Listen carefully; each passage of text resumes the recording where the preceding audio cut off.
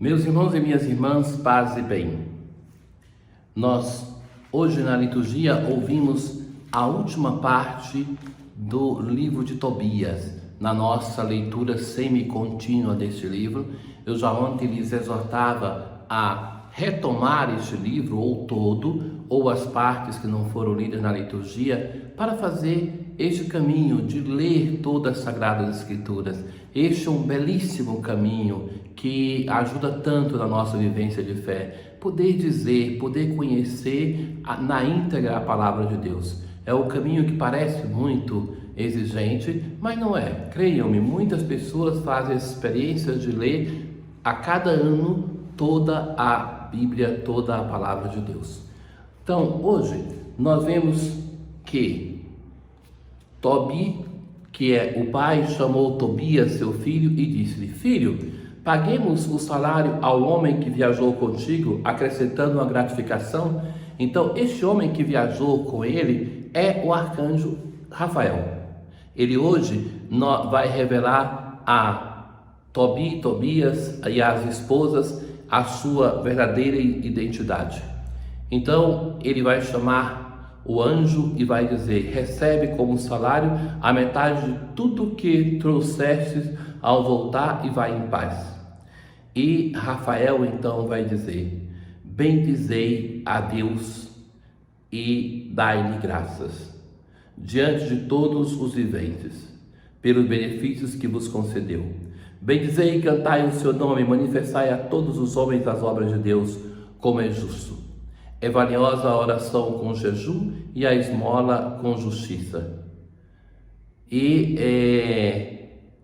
este arcanjo, por fim, ele vai revelar a sua identidade.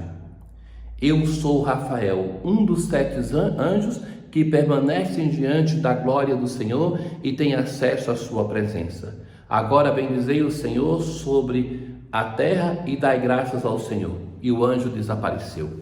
Meus caros, já no início desse livro eu chamava a vossa atenção que a singularidade do livro de Tobias é essa manifestação do arcanjo Rafael, que quer dizer esse nome, Deus cura. Este é um dos 3 arcanjos que nós conhecemos o nome, junto com Miguel e com Gabriel. E ele é representado sempre com aquele peixe na mão, porque é a história deste livro. Lembra o fel do peixe que cura? Então, nós somos hoje chamados a refletir sobre essas pessoas, os anjos.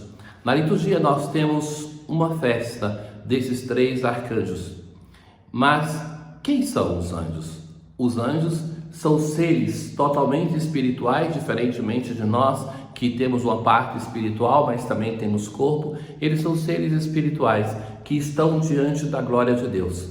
Nós, seres humanos, precisamos da fé, porque nós não vemos a Deus face a face, só no futuro o veremos. Mas agora nós vemos através da fé. Os anjos, eles veem a Deus face a face, veem Deus como Ele é.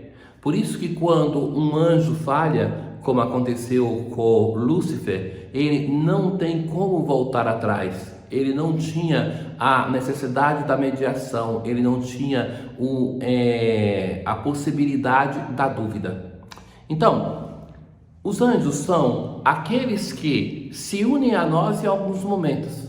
Nós vemos os anjos que, e cremos isso, que na liturgia se unem a nós para louvar o Senhor. Os anjos que são enviados por Deus para uma missão específica da história da salvação. E em Rafael nós vemos precisamente Deus que vem ajudar-nos, no caso propriamente na história dessa família de Tobias e das esposas, e que mostra a sua presença. Ele disse: eu sou um daqueles que estão diante de Deus e que é enviado por Deus para uma missão específica, intervir na história dessa família para salvá-los, para mostrar que Deus não é indiferente na nossa história, Deus nos acompanha, Deus está presente constantemente. Então a dimensão espiritual é afirmada por nós quando nós falamos dos anjos e acreditamos que junto a nós tem o nosso anjo da guarda que nos acompanha, que nos protege. Hoje nós continuamos a nossa leitura também semi-contínua do Evangelho de Marcos. Jesus vai dizer à multidão: tomai cuidado com os doutores da lei. Eles gostam de andar com roupas vistosas e ser cumprimentados na praça pública. Gostam dos primeiros lugares, das primeiras cadeiras, dos melhores lugares. Eles devoram as casas das viúvas, fingindo fazer longas orações. Então, nós vimos nesses últimos evangelhos como Jesus teve diversos embates, ou precisamente esses que vão sempre agredindo. E agora, Jesus vai nos contar duas histórias. E em comum entre elas, nós temos esta viúva. Primeiramente, a série de críticas que Jesus vai fazer contra os doutores da lei, que fundamentalmente querem ser bajulados, reconhecidos, estar em evidência, reconhecidos por todos, vistos por todos, elogiados. E vejam só, quem são os doutores da lei? Eles são aqueles que no meio do povo de Israel sabiam ler e escrever, mas em função de ler a palavra de Deus para o povo de Israel, interpretar as situações que estavam na vida do povo a partir da palavra de Deus, e por isso então também eles tinham a missão de serem juízes. Então eles queriam ser premiados, ser reconhecidos, serem bajulados por isso.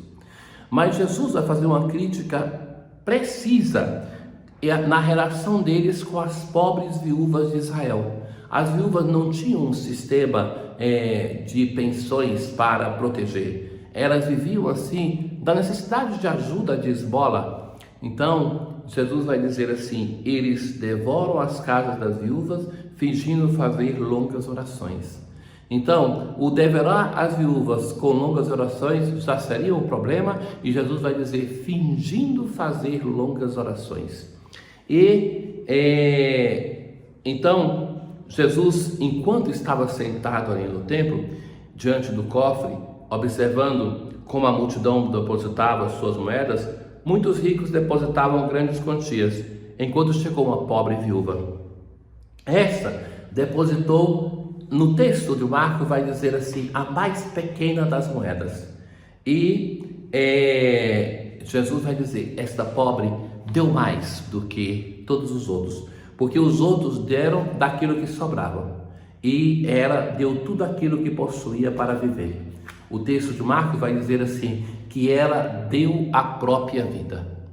Então, aqui nós temos uma questão fundamental, que é, nós só colaboramos com aquilo que é importante, com aquilo que nós consideramos que é em jogo a nossa vida, que nós amamos, aí sim nós temos disposição de nos empenhar, de colaborar, de nos doar.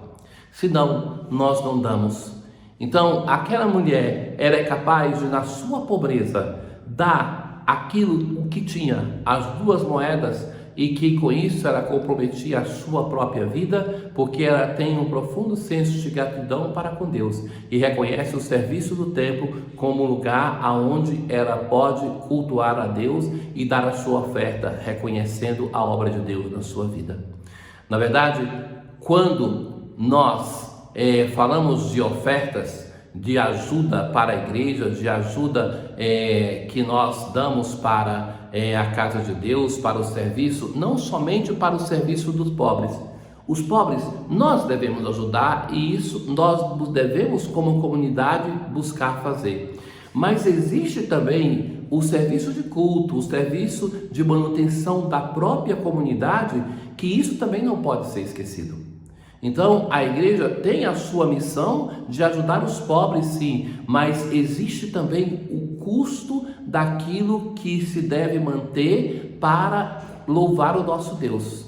Os pobres, dizia Jesus, sempre tereis entre vós. Isso não desencorajava Jesus, nem nós, que devem ser socorridos, mas tem o serviço para o Senhor que deve ser mantido, e só pode ser mantido por quem o ama, por quem tem fé. Tenham todos um bom dia. O Senhor esteja convosco, Ele está no meio de nós. Abençoe-vos o Deus Todo-Poderoso, o Pai, o Filho e o Espírito Santo. Paz.